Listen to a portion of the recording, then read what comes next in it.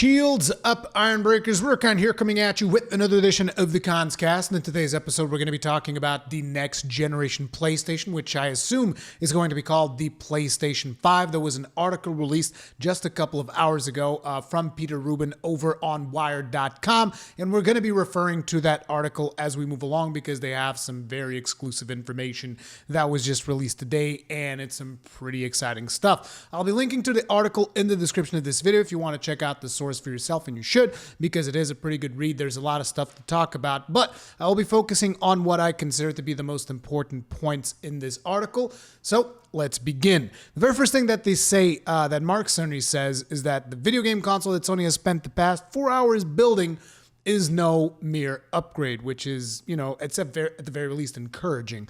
Mark Cerny said the next gen console, as he refers to it repeatedly, won't be landing in stores anytime in 2019. A number of studios have been working with it though, and Sony recently accelerated its deployment of dev kits so that game creators will have time they need to adjust to its capabilities, because it is going to be a significant shift in hardware, as you guys will see. A true generational shift tends to include a few foundational adjustments. A console's CPU and GPU become more powerful, able to deliver previously unattainable graphical fidelity and visual effects. System memory increases in size and speed, and game files grow to match, necessitating larger downloads or higher capacity physical media like discs. So basically what he's saying here is that the CPU is going to be better, GPU is going to be better, visual fidelity overall is going to be better, which is usually that kind of a leap that people expect when you go to the next generation with consoles. It's kind of the same thing that you expect on the PC side of things when you get like a new batch of really powerful GPUs, right? Anyway, PlayStation's next generation console ticks all of those boxes, starting with an AMD chip at the heart of the device. Warning, some alphabet soup follows. That's because they're going to get a little bit technical here. The CPU is based on a third generation of AMD's Ryzen line, contains 8 cores of the company's new 7 nanometers Zen 2 microarchitecture. The GPU, a custom variant of Radeon's Navi family, will support ray tracing, a technique that models the travel of light to simulate complex interactions in 3D environments. Too long, didn't read. It's a new technology that is in the current batch of NVIDIA cards, the 20 series. While ray tracing is a staple of Hollywood visual effects and is beginning to worm its way into $10,000 high-end processors, no game console has been able to manage it yet. So we've got some pretty good details here on the hardware that you can expect. Now, I don't know how powerful this particular Ryzen processor is. I mean, the last time that I went into custom PC rig building was when I built the Rathalos rig. It's just an i7 5930K. That was a really good processor back then. I mean, I'm pretty sure that this Ryzen's probably like leagues above and beyond whatever I'm using on my rig. And it's actually been an interesting thing because the little that I followed from Ryzen, it was pretty much, if I was to make a new PC at this point, I would probably go with the Ryzen because they appear to have the best relation of cost to performance that you can get, with some pretty sweet performance at a reasonable price, at least from some of the research that I've done a while back. Right now, I don't know what the exact details are on that. But anyway, the AMD chip also includes a custom unit for 3D audio that Cerny thinks will redefine what sound can do in a video game. As a gamer, he says it's been a little bit of frustration that the audio did not change too much between PlayStation 3 and PlayStation 4. And I cannot emphasize this enough. Like, sound is so important in games. Like, whenever you get a really good sounding game, you can really tell all of the polish that was put into that game. Like, one example that I actually think will be interesting is that a lot of people criticize the crap out of Battlefront 2 because of the terrible business decisions that they've made in that game, which is very valid criticism. But one thing that I gotta tell you guys is that the sound in that game is friggin' top notch. At least from what I've experienced of it back then, like, that was something that really stood out to me. And a more recent example would be Sekiro. Sekiro has friggin' fantastic sound in terms of you being able to detect when an enemy spots you. The clanking of katana is just like, all of that is just really solid. And it's really good when you have games that really do push out as much as they can from the sound standpoint, because it does increase your immersion greatly. Because, you can always have a game be prettier and higher resolution and all that, but there's only so much that can bring to your immersion. Like, if the game is already good looking, you can get pretty immersed into a video game at 1080p. The fact that it is 4K, it brings further detail to it, and it can be nicer to look at, but the immersion that you get, like the increase in immersion from the bigger resolution, once you go above 1080p, in my personal opinion, it is not super significant. It's great. Don't get me wrong. I love to see the increased resolutions whenever I have the hardware to actually handle it. Like with Wipeout Omega Collection, for instance, running 4K 60 FPS, friggin' sweet as hell. But the sound can do so much more. There's so much more to explore with sound that I feel hasn't really been properly explored. And to know that is going to be a key feature of the next PlayStation is something that makes me really happy. The person responsible for conducting the interview also asked about if there was going to be a next generation PSVR to go alongside the next gen console. And Cerny said he's not going to go into the details of the VR strategy today, beyond saying that VR is very important to them and that the current PSVR headset is going to be compatible with the new console. I wouldn't really expect it not to be compatible, which is actually something that we'll be touching up on. There's going to be some backwards compatibility stuff coming up. But before we get there, we have to talk about the thing that Mark Cerny called the game changer. So, solid-state drives have been available in budget laptops for more than a decade, and the Xbox One and PlayStation 4 both offer external SSDs that claim to improve load times. You can also use internal SSDs if you want to on your consoles. One of the reasons why I personally don't use an SSD on my PS4 is because of the amount of space that you get with the SSDs. I realize that right now you can get 1 terabyte SSD. I don't know what the exact price is, but it's a lot more affordable than it was a couple of years ago. But even then, it's still 1 terabyte SSD, and it's still mega expensive. Whereas, for instance, I think it costed me about €100 to get a 2 terabyte SSD on there, which, it's not perfect, but it is also one of those hybrid drives, so it does have a little bit of optimization there. I mean, it's not perfect. It's not going to be nearly as good as an SSD, but that's the reason why I don't use it. It's the limited hard drive space. But anyway, not all SSDs are created alike. As Cerny points out, I have an SSD in my laptop, and when I have to change from Excel to Word, I can wait 15 seconds. What's built into Sony's next-gen console is something a little more specialized. To demonstrate, Cerny fires up the PlayStation 4 Pro playing Spider-Man.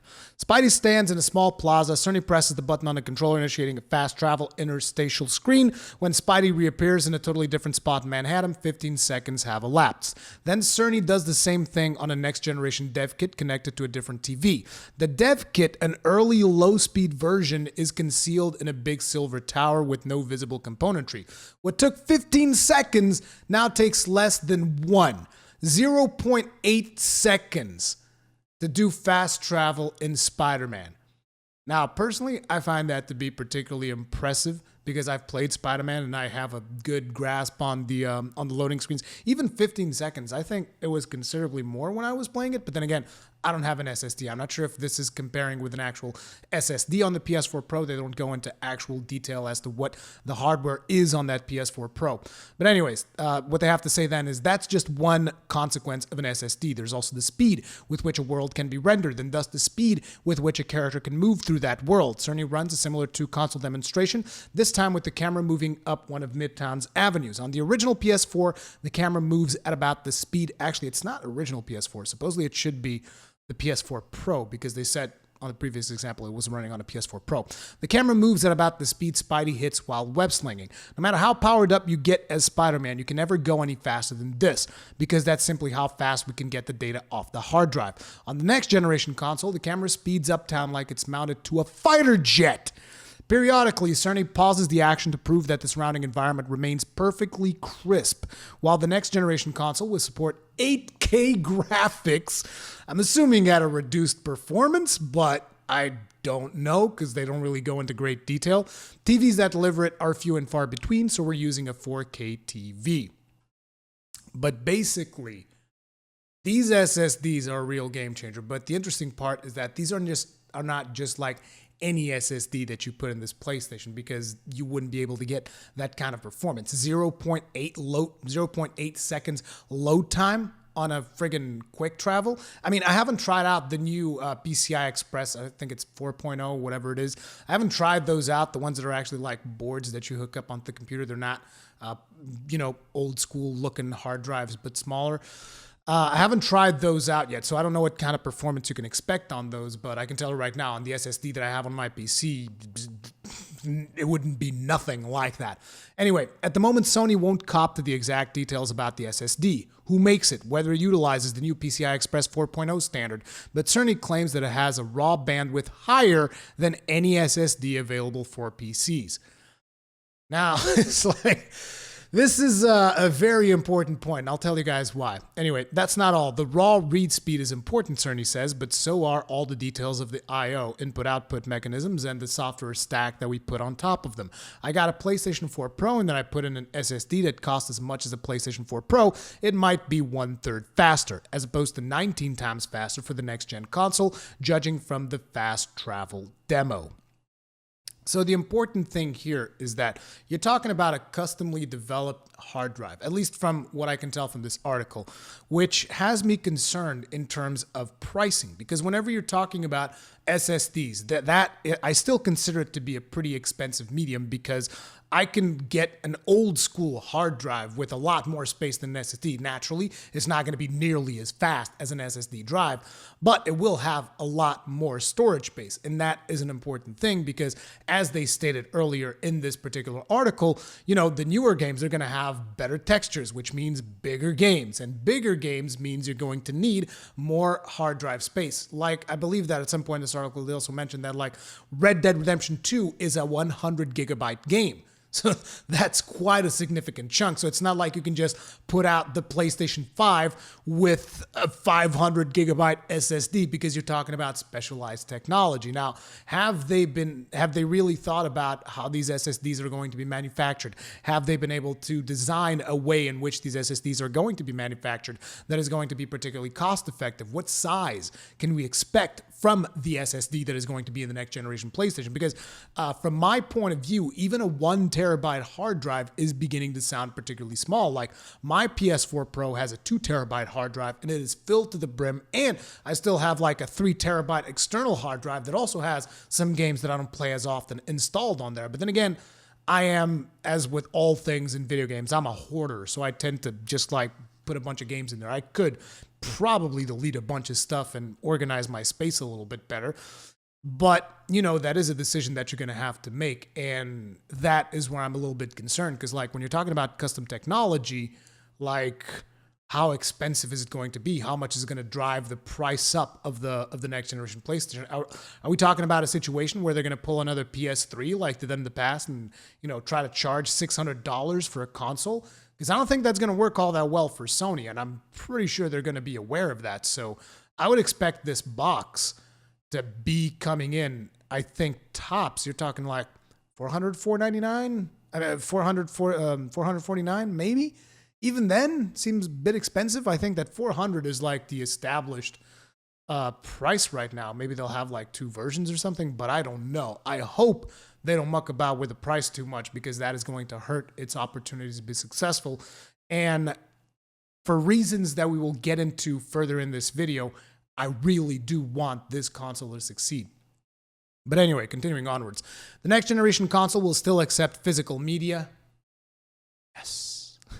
It won't be a download-only machine because it is based in part on PS4's architecture. It will also be backwards compatible with games for that console. Backwards compatibility, I think, is a big topic, because that Xbox One has been doing some really great work with backwards compatibility, and Sony has a little bit of a black eye when it comes to that. Like, sure, they have pretty much the market lead when it comes to this particular generation, but there is still that one feature that Xbox One definitely has over them, which is the backwards compatibility aspect. Like, you can just grab discs from certain games from the Xbox 360, just put them on your Xbox One, and you can play an Xbox One optimized version of that game.